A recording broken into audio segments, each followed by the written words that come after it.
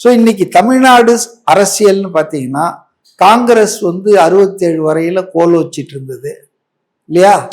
அதுக்கப்புறம் திமுக கோல் வச்ச ஆரம்பிச்சது.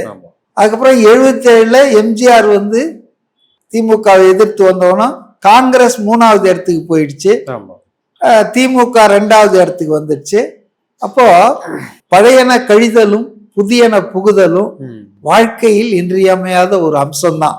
காங்கிரஸ் கொஞ்சம் கேளுங்க, காங்கிரஸ் 40-30 வருஷம் சுதந்திரம் வாங்கி கொடுத்த கட்சி. நாங்க 67ல அதெல்லாம் ரைட்டுப்பா போப்பா, வேற தேவைகள் எங்களுக்கு இருக்குது அப்படின்னு சொன்னாங்க.